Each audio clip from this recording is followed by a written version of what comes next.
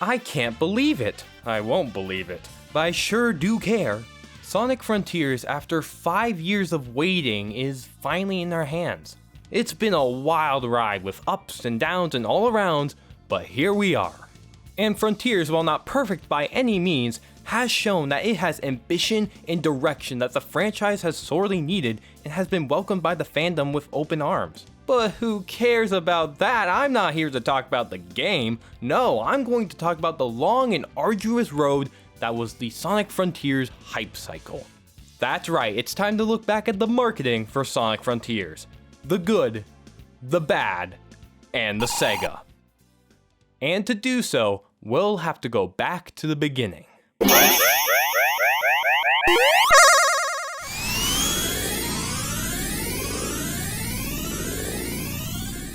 May of 2021. Sonic Frontiers was teased in a Sonic Central, the first of its kind. The reveal was the usual vague CGI trailer with an equally vague release date and a mysterious shape that we know nothing about. Not the worst way to announce the game, but definitely not the right way since it had been 3 years since the last 3D Sonic game, which, need I remind you, was Forces. Considering that, the reveal was even more underwhelming. It was really just here to confirm that, yep, a new 3D Sonic game is in the works. What does it look like? We'll get back to you on that. All according to Sega's plan, it would be months before we would know anything about the game. Or about 2 hours. 4chan, a hotspot for fake leaks, came some of the most accurate details of the new Sonic game, dating all the way back to 2020, with the most accurate leak being from January of 2021, being pretty spot on to what the new Sonic game would be. Even the game's development name, Sonic Rangers, was leaked by Sega themselves, which just gave more credibility to the leaks. It's only been less than a day, and Sega's already messed up.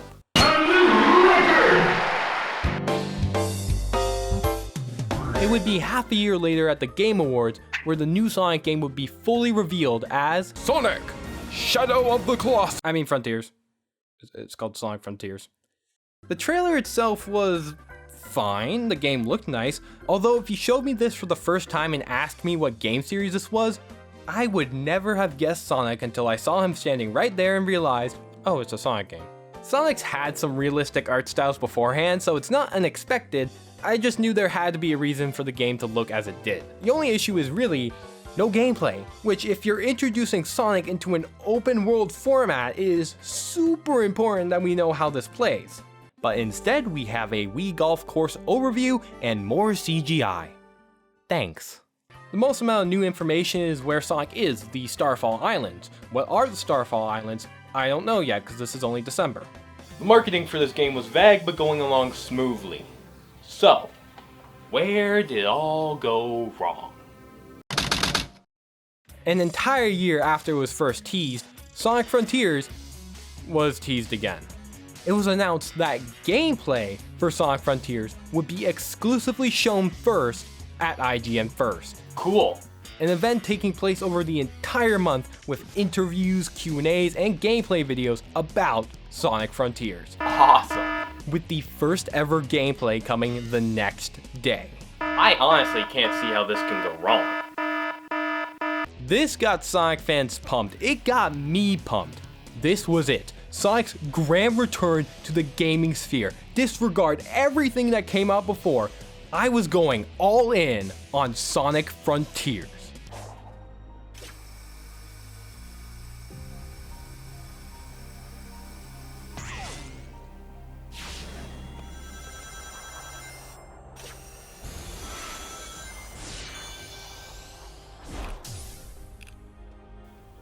Oh. Oh.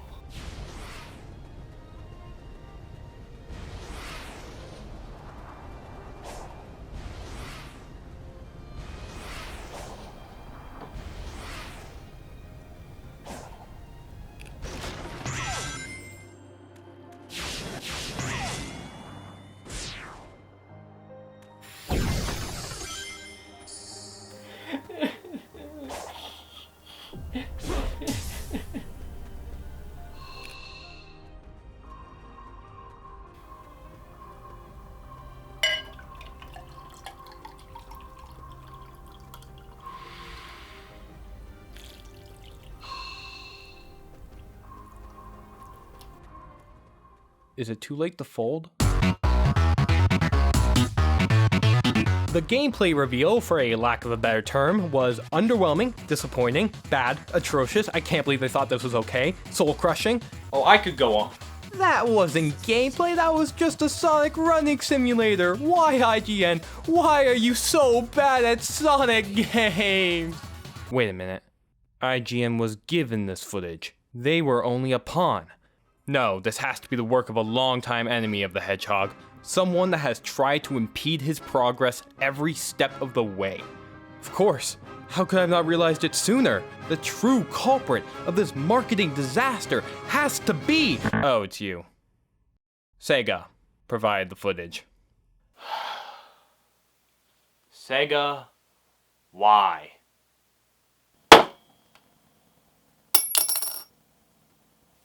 We'll see how fast it takes Sega to make me go bankrupt. I'm going to be spending the majority of this video in June, because to be honest, this month felt like a year with all the arguing and controversy that all started with this gameplay reveal. People started arguing about the length of Sonic's quills. Truly only the most pressing issues. The real question is, does he cut it off like hair? Do young adult hedgehogs suffer from male pattern baldness? The gameplay reveal was a disappointment that utterly failed to convey what the game was, and somehow made it look worse. I could see hints of cool ideas like the wall running, but the out-of-place rails, springs, and boost pads placed around for what feels like no reason, actively ignoring enemies on the map, glaring pop-in issues, what looked like an empty world with no momentum, iffy-looking animation, and lackluster gameplay in general. Yeah, this wasn't a good first impression. After 6 months of nothing and 4 years of waiting, this was approved? The responses were mixed and very loud. Some people were still slightly optimistic, and others were immediately calling for a delay. So, Sonic Frontiers had hit rock bottom. First impressions are important, and Sonic Frontiers did not just get off on the wrong foot, but fell down the entire flight of stairs while doing so. Here we go! And there was still more. Okay, Sega, you have crushed my soul, destroyed my faith, and have returned my expectations to zero. So, what more do you have to disappoint me with? Continuing with the next IGN coma on June 3rd was the combat focus. Now, combat in Sonic games have either been simple or... I firmly believe that combat can work in a Sonic game while not removing Sonic himself, making it slow, or a pile of slippery garbage. And when that gameplay came out, well, there was nowhere to go but up. 2 centimeters. The combat focus was marginally better than the last reveal because it actually looked decent. Seeing all the different moves Sonic can use, including the side loop, stomp, dodging, and air kicks, eased my worries that the combat was just going to be a homing attack mash fest. But hey, Sonic Team proved me wrong. Now Smash Bros doesn't have an excuse when it comes to Sonic's moveset. However, problems still persisted. Some animations still looked off, and again, a lack of clarity to what was happening as it was just gameplay. Very few enemies were shown, with one being this giant satellite dish. I assumed this was a boss, and it looked alright. The combat focus was definitely better, yet the main issue is still the same. A lack of conveyance. Nothing was explained, only shown, and shown in the most boring and unpolished way possible. No confirmation that this was an early build, no idea what was going on. It's important in marketing for your consumer to know exactly what your product is, and Sega just showed up with a show don't tell presentation. Please, explain to me, Sega, what the heck is going on? Thank you! Finally, a Sonic Central! And a hands-on impression by IGN at the same time? So soon, Sega. Whatever, I've been burned twice by IGN, so Sonic Central, here we go. Fool me once, shame on you. Fool me twice, well, I'm already a Sonic fan, so tell me, what's changed? First off, the Sonic Central showed nothing. Which, to be fair, I wasn't expecting it just to be a Sonic Frontiers and Origins show. I was expecting to be pandered to as a Sonic fan with all the merchandise, mobile games, and whatever else they were going to show. Watch out for Mephilus the Dark. What? Did you forget me? I'm a Phyllis. But what they revealed wasn't substantial. Every announcement was so short and so unnecessary to be shown off in an event like this. There were sneak peeks for Sonic Prime and the Sonic Frontiers Prologue that lasted 7 seconds and showed nothing. But hey, it's nice to see Knuckles doing his job for once, and Shadow, yay, woohoo. Oh. And there were crumbs of Sonic Frontiers gameplay that looked cool, but again, they didn't explain anything. And IGN saved us. What world do we live in?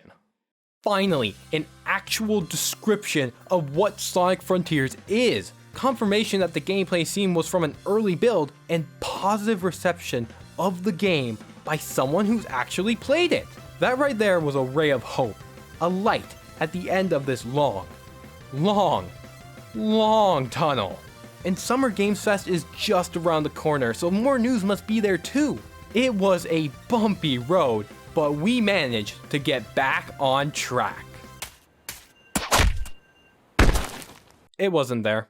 Sonic did not appear in the Summer Game Fest livestream. Oh no, he was at Summer Game Fest alright, as a demo that people had to sign NDAs and get appointments for, and was heavily guarded by the best security in all of North America.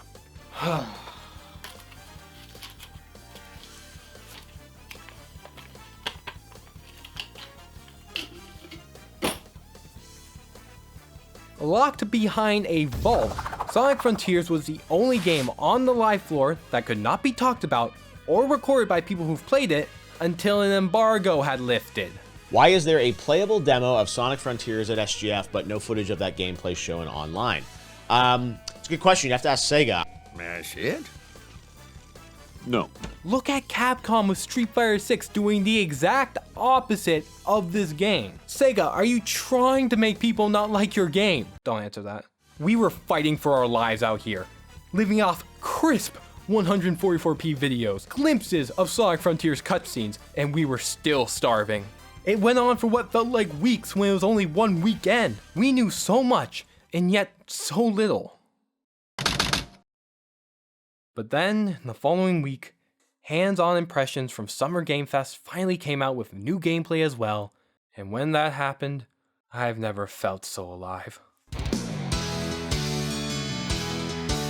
The gameplay here was an absolute far cry from the first gameplay that was shown, because here, it looked like the person actually knew how to play the game. The combat looked way more fluid and engaging, more enemies were shown with the diverse ways to defeat them, and their designs were really interesting. This one is a banger. And the biggest news of them all, the director of the game, Kishimoto, confirmed that it would be between 20 to 30 hours long, the longest main story in the series. Everything about Sonic Frontiers looked better. The animations were more polished. Some of the glaring pop-in was fixed, although it still proceeded to be a problem even at release. And get this, most of the hands-on impressions were very positive, and from critics, for Sonic, that's a big deal. Moving on, everything just went up from here, with more interviews from the developers about the game, which they sound really enthusiastic about. No delay was confirmed by Takashi Iizuka, saying that they've been playtesting the game over and over and taking feedback, and in all honesty, I believe them. I mean, if accurate leaks from 2020 alone don't prove that, I don't know what will. Regardless, a big budgeted 3D Sonic game was finally coming our way and getting good feedback and reviews from critics. The insane comeback from the beginning of the month to now was just astonishing. It really goes to show how important marketing is to a video game when we're just so used to it being done right. Of course, the month isn't over yet, and so aren't the shenanigans.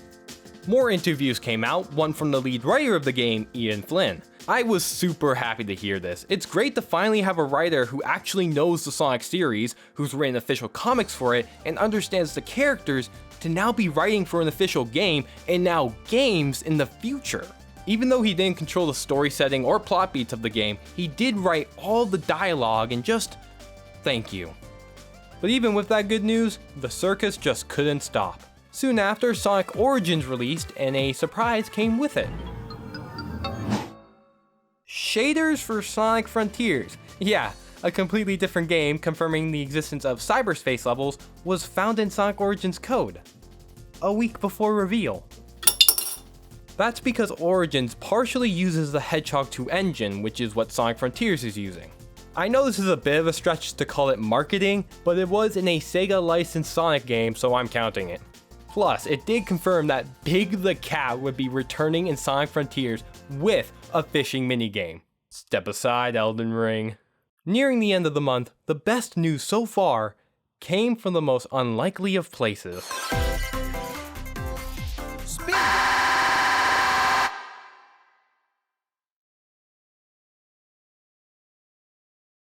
Well, this came out of nowhere. The Cyberspace trailer was so good because it was an actual trailer. With music, fast-paced cuts, and new information. Cyberspace levels were confirmed to be bite-sized levels akin to the Boost games, each one being based off Sonic's memories but skewed. Yeah, Green Hill Zone, Chemical Plant, and Sky Sanctuary are being resurrected once again. However, this highway level does look really cool.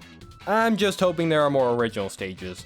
The trailer also revealed the antagonist to be a literal child. Seriously, what on earth could she possibly do?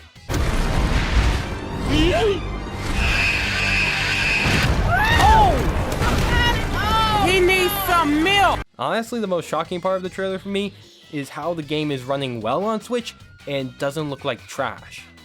The Cyberspace trailer was beautiful. This is how you market a game. This should have just been the trailer at the beginning of the month. Then you shell out all the gameplay previews and interviews. Minus the first two. And to end it where it all began was a Q&A video at IGN First, where the journalist who played the game answered our questions. Overall, he had a great time with it. The controls felt smooth. The Cyberspace levels were confirmed to be based off older zones. One was completely in 2D. I'm not bothered by it. No, I mean, 3D Sonic fan. Oh yeah, and the drop dash is in the game. What? That's a big deal. That's something to be excited about. So of course Sega never showed it. Compared to the beginning of the month, we now have the opposite problem now. Before, there was only gameplay and no context.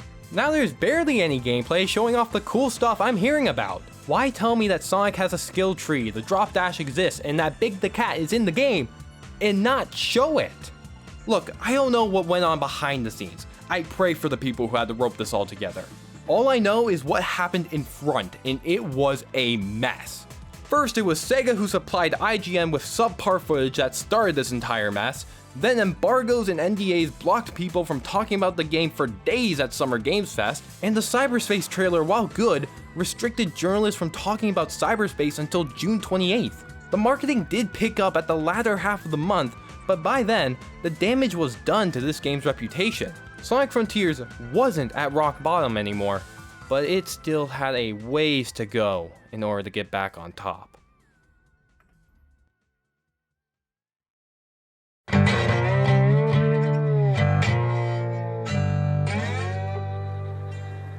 Tell you right here, partner.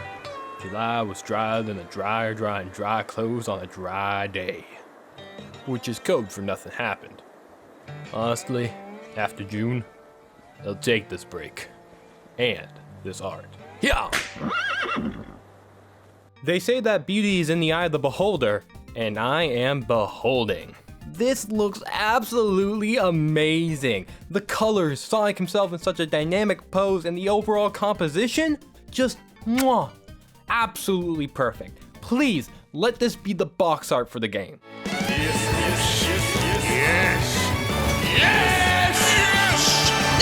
Yes!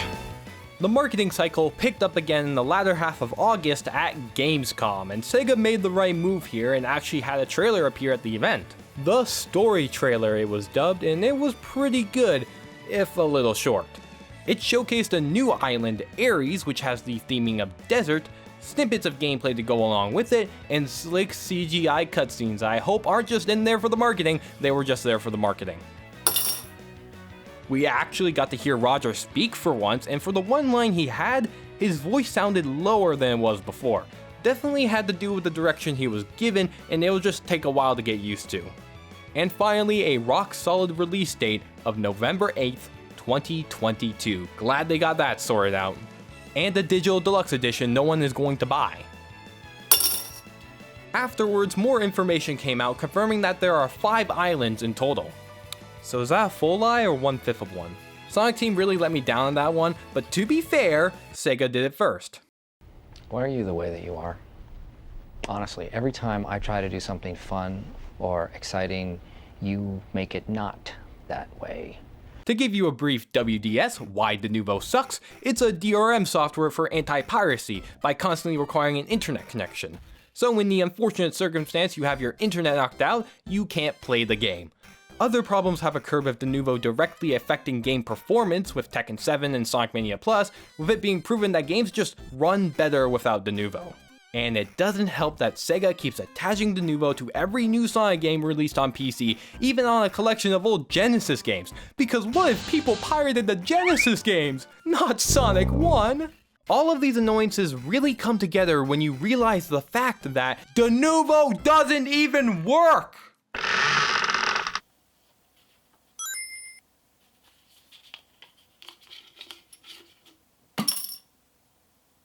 Thankfully, the PC version of Sonic Frontiers, from my own experience, just works. For 99.9% of my game time, the game ran smoothly without any hiccups. So despite Denuvo, everything turned out well. I still don't want it though. And the best thing Sega's done in terms of marketing this game continues, by having people just play the darn game themselves. And this time letting them record footage and talk about it online. Now the videos will be in 480p, upgrades, people upgrades. Easily the best part of the month. It was so exciting as footage would pop up every day revealing something new, which was way more engaging than just dropping a trailer. More gameplay features like the skill tree and drop dash were finally shown. Loads of customization options, jeez. It's a create your own hedgehog simulator and that's great. And what we've all been waiting for, Big the Cat. We found him, Jimmy. Yes. Yes, we did. In fact, we saw more than we were supposed to, even though there was a 15-minute time limit for the demo. Because of autosaving, players would progressively get further into the game. It got bad when someone managed to free Knuckles somehow. I mean, these are Sonic fans we're talking about. Give them an inch and they'll run a mile. The staff there promptly stopped people from recording footage and fixed the problem. This is why we can't have nice things. Despite that, Sonic Frontiers was still the most talked about game at Gamescom. Lines were long as everyone wanted to play Sonic, and that was good to hear.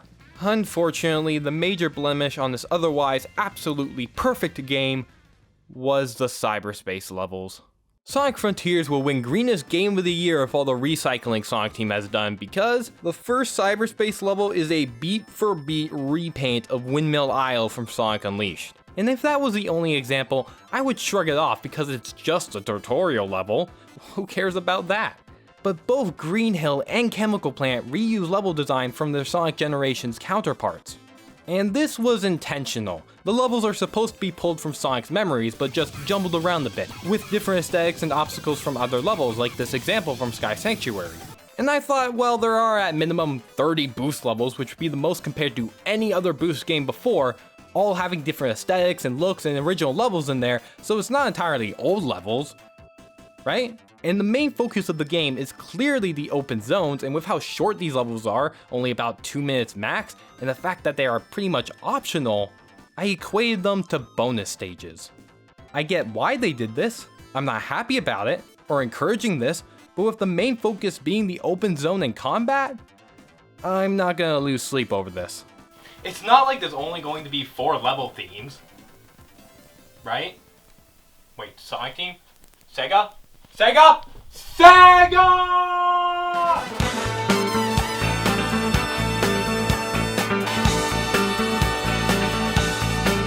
September rolled around and they did it. They finally did it. Sega learned how to market the game properly.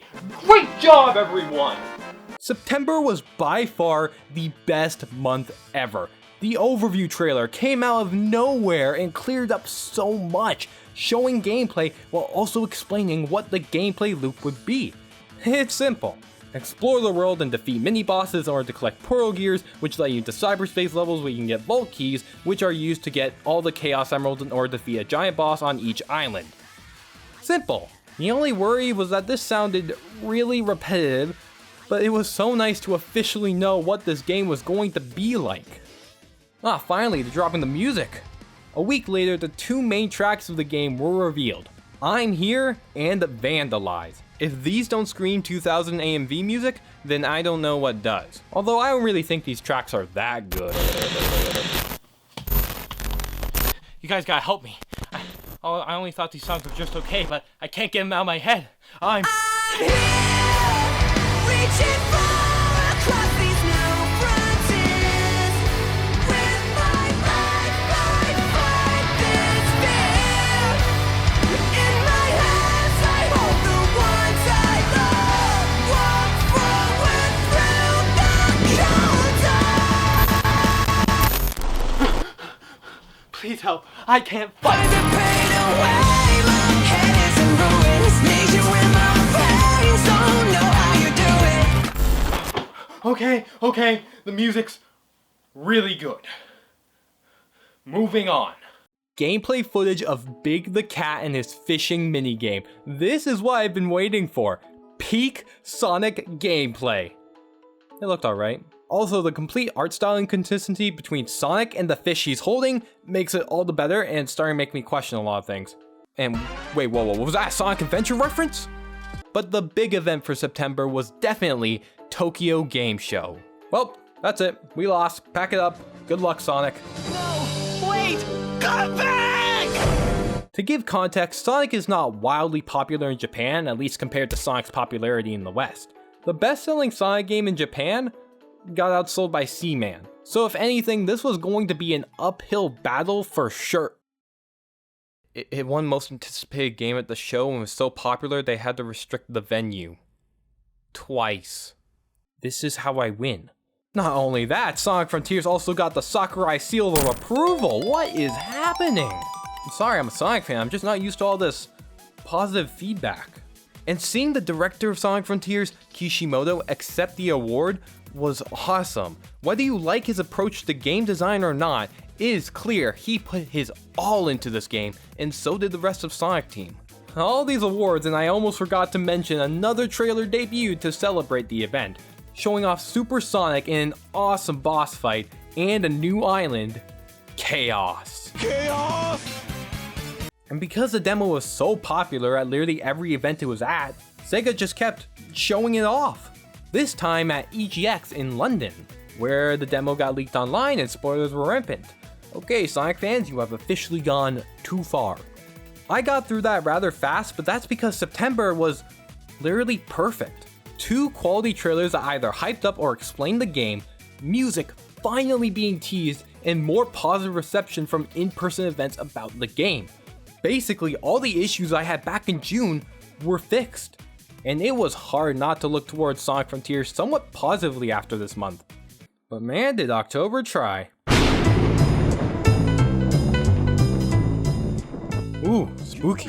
We've entered it, the final month before Sonic Frontiers releases. To start things off, Monster Hunter DLC was announced, which included cosmetics and a grilled meat minigame that would release after the game's launch. Excellent. Another combat trailer was released, going more in depth about the skill tree and combat of the game, with the introduction of a combo meter that can be filled up to release massive damage with Phantom Rush and so many other goodies. Like I said before, this combat ain't no Platinum Games level, but I'd be lying if I said it didn't look good. Soon after, a prequel comic to the game eventually came out in 2 parts. It was so short I wondered why this wasn't in the game, however, the content in it wasn't really that substantial, so eh. But thank goodness they added my soaps. The soap shoes make their grand return from Sonic Adventure 2, and the only way to get it is to sign up for a newsletter until January 2023. Why? And on October 21st, the game's director Kishimoto confirmed that Frontiers had gone gold. AKA it's done, they tried their best to address the feedback and eagerly looked towards the release of the game. Okay, that was a little short, but that seems to be it for October. Whoa, that's too much! Loads of previews from every source imaginable dropped on the same day, all showcasing gameplay and thoughts about the game. Goodness, I can barely think straight. I think they all like the game despite some issues. The popping is still a problem even after the game came out. Not a deal breaker, but an annoyance for sure. Would have been better if they materialized digitally like Zulu. Other than that, there were worries that the gameplay loop would get stale as every island is like the last. Get Poro Gears, to get Vault Keys, to get Chaos Emeralds, defeat the giant, rinse and repeat. And regrettably, the worst news about Frontiers is there are only 4 level themes for Cyberspace. And man, I wished that it was only the demo that had 4 themes. But no, the whole game did. I could understand reusing Green Hill, Chemical Plant, and Sky Sanctuary before, because again, at minimum, 30 boost levels in one game. However, 4 themes? That's it? At least they're pulling level design from other Sonic games, like Sonic Adventure 2. Although that is just telling me how good the level design is in Sonic Adventure 2, rather than creating original level design for Sonic Frontiers. But the level design can only do so much when I'm staring at Green Hill again! Green Hill's looking a lot more like Green Hills right now. It's just if there's only going to be 4 themes, why not make them all unique? Or if you just had to stick to Sonic's memories, why not have all the levels be based off past games? That may have been the original intention, but I don't know. It's just so weird to me. You can't change what the Cyberspace levels are because of how connected they are to the story and lore. But I just don't like what they're doing here. It's just another excuse to reuse assets because they didn't have enough time or enough people or whatever. Either way, not a huge fan of this decision. Despite that, these previews were still overall positive about the game, and marked the end of the final month of marketing for Sonic Frontiers. On to the final week, baby, we're almost there.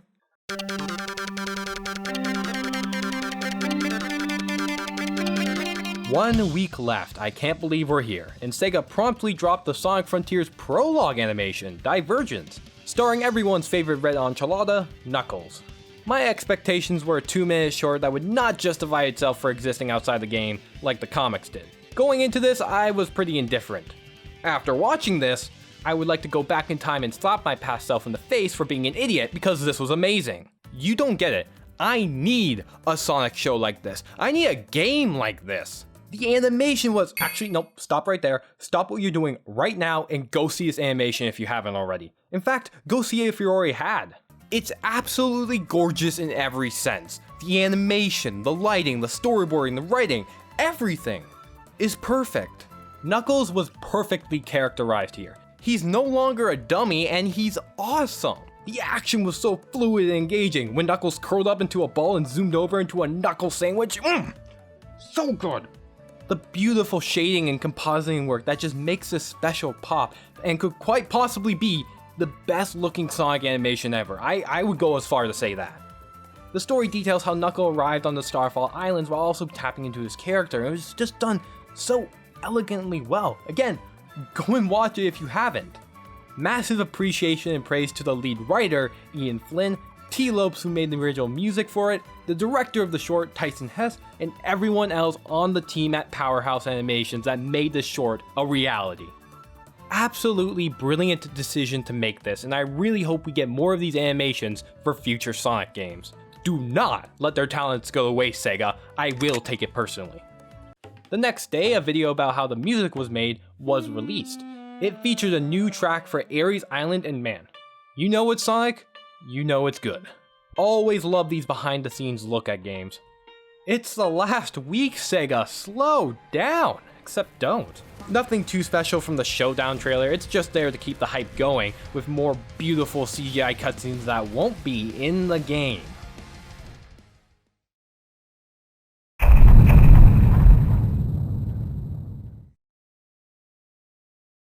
The final few days were tough. Really tough.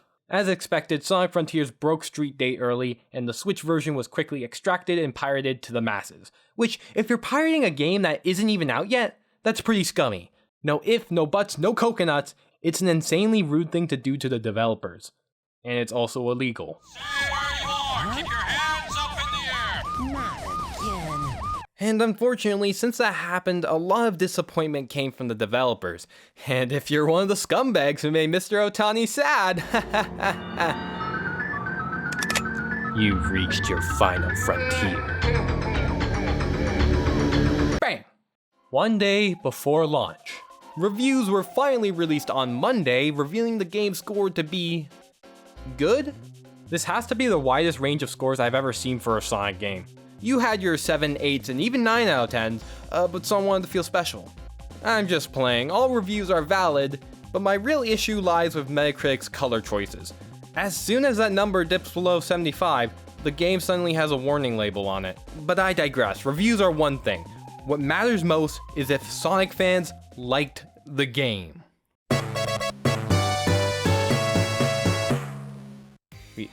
We made it. We finally made it.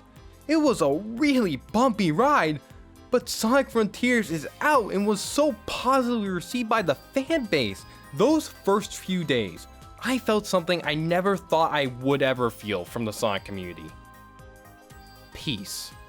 Of course, that didn't last long though, but after all this, I'm just glad that the game is out now. So there it is, the entire Sonic Frontiers marketing cycle. One of the craziest comebacks in gaming history, filled with so much drama and events that I could barely keep track of it all.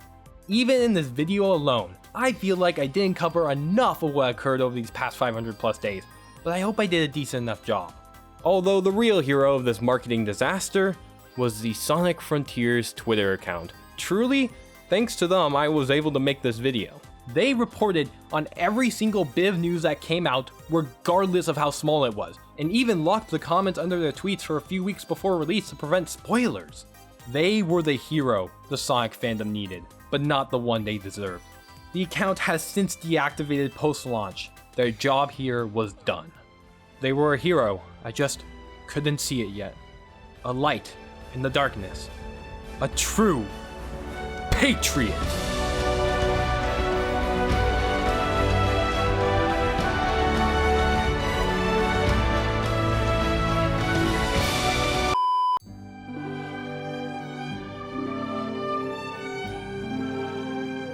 The marketing for this game was a mess, I'm not gonna sugarcoat it. And it would be pretty easy to blame Sega for what happened, but... Actually, no, I am blaming Sega for what happened. Sega's weird marketing decisions definitely hindered public perception early on, but it soon figured itself out. Speaking of which, let's see how much Sega's cost me this time.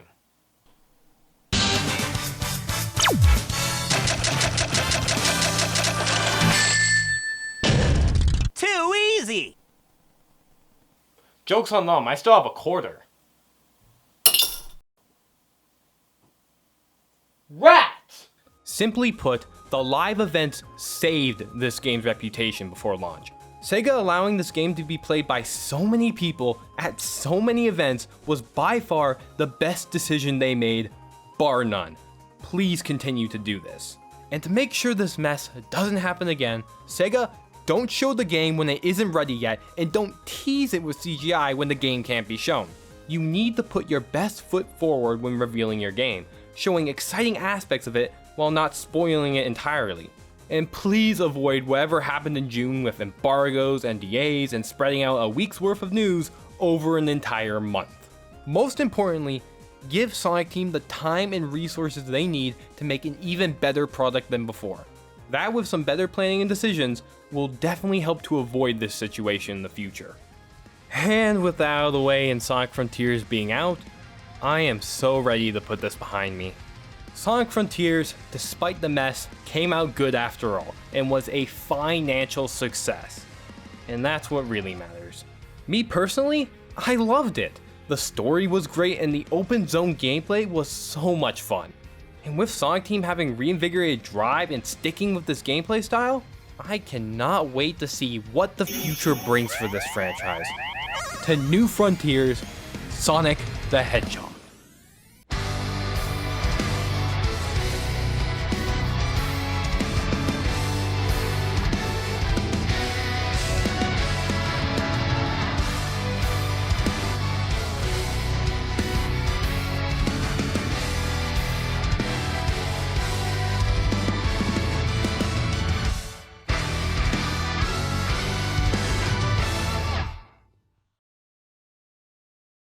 Hold up, they announced the updates for next year, and oh.